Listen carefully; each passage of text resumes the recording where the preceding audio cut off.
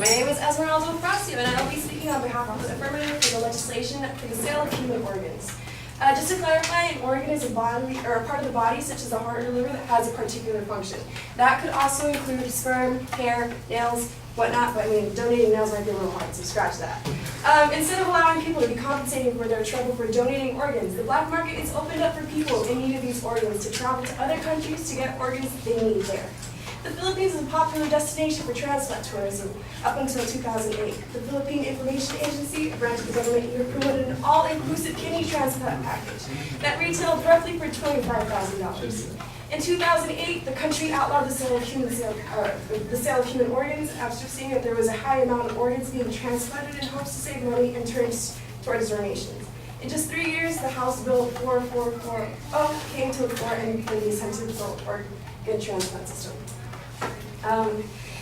According to Cato Institute of Massachusetts, Iran is the only country in the world that does not suffer from any organ shortage. This is due to Iran being the only country that legally permits kidney vending, the sale of one individual's kidney for another suffering from kidney failure. Since when has Iran solved a national crisis faster than the U.S.? So our first significance argument is loss of life. It is estimated that 18 patients on the waiting list for organs in America die every day. In the United States, as in many countries, we rely on a simple system of altruism, or what might be called an opt-in approach. But these mechanisms do not result in nearly enough organs for all patients who need them. According to Daniel Orif, MD, for the New York Times, this means that on average, about 6,570 people a year are going to die. Taking into account the study by the Wall Street Journal of people averaging the waiting list for about 4.5 years before an organ becomes available, it means about 29,565 people will go on the organ donor list wait list die before receiving a transplant that will save their lives. The second significant issue, monetary cost. The annual cost of dialysis averages about $80,000. The total cost on the average is a 4.5 waiting year period. Before receiving a kidney transplant is $350,000, according to the Wall Street Journal. This is a lot of money, but it doesn't even cover the cost of gas and time involved for going through dialysis centers in order to receive the treatment to keep them alive. The cost of one kidney operation and the lifetime supply of anti-rejection drugs equals that of 3 years of dialysis, according to the Economic newspaper. We have proof that such systems do fill the needs for all the ills. Iran adopted a system by paying kidney donors in 1988, and within 11 years, it became the only country in the world to clear its waiting list for transplants. A 44-year-old man from northern Iran explains what he did when his dialysis started to fail. I put in an advertisement in the paper for a kidney, and a donor came straight to me. We reached an agreement for a price quite quickly. In these cases, the recipient usually takes care of the donor afterwards, so I still visit my donor and help him out. It's that simple. All this gentleman has to do is put out an advertisement to pay to save his own life. In comparison, we have thousands of people dying a year, since the United States is waiting for hopes for someone to come out and give a body part. We live in a capitalist country, so there has to be some incentive in place, right? Another significant argument is the closing down of the black market. As you may remember, as I mentioned about the Philippines Information Agency, advertising for an all-inclusive kidney transplant packages only retails for about $25,000.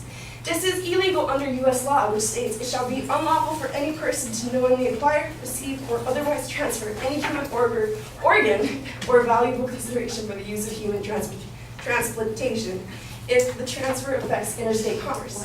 Under the U.S. Code 274E, or that it's illegal to receive human organs under any valuables between states or outside the U.S. and to be a U.S. citizen. But the Philippines are not the only country in which people are illegally obtaining these organs. India and Mexico are also notable transplant tourism countries where U.S. citizens pretend to go on tourist vacation but come back with new organs. The World Health Organization, WHO, estimates that the illegal traffic of kidneys accounts for as much as 20% of kidney transplants. The Atlantic newspaper also found that in Japan, for the right price, you can buy livers and kidneys harvested from executed Chinese prisoners. 3 years ago in India, police broke up an organ ring that has taken as many as 500 kidneys from poor laborers. Everywhere from Latin America to former Soviet Republic, from the Philippines to South America, a huge network has emerged, typifying by threats, cohesion, intimidation, extortion, and shady surgeries. And moving on to our inherency claim. Modern liberals claim, or are quoted by using the phrase, my body, my choice, to emphasize their right to do what they choose with their bodies to their will. On the other side, conservatives claim to support the ideas and the ideals of a free market. So what better way to make this work than by combining the two together? It would make sense that a true self-ownership would include the right to sell one's own body part, and a genuine free enterprise can apply the sale of any item, including human organs. Current mindsets see the sale of human organs as a moral issue. But in 2008, 6 experts took the issue to an Oxford-style debate hosted by the National Public Radio. By the end, those audiences who favored allowing the market to sell to human organs climbed from 44 to 60%. This has been a small step since 2011, and the U.S. Court of Appeals from the Ninth Circuit has ruled in favor to the price. Going on to the solvency, to keep within the regulation of the 42 U.S. Covenant 247E, the system to be put in place would have an in-state system where the base realignment enclosure, the BRAC, and the Pentagon asking for would be allowed to be free up to an average of $2.9 billion a year. These funds would be divided up to $58 million per state, in which the state would pay donors their bodily tissues and fluids to donate to public hospitals. The price, which will be listed as below, that I'm going to go over. When the need for these items come up to be transferred to another person, then the person receiving the medical attention would pay the state back the amount paid out to acquire the body needed. For example, eggs, about $8,000 according to NYU. Sperm, about $100 per donation. The womb, about $45,000, but only in New York is illegal. Blood, it varies per organization, but on average, they kind of give donations, they raffle off gifts and whatnot. And plasma is about $300 a month. And bone marrow prices range from about $2,000 to $3,000 set by the U.S. Courts of Appeal. Thank you.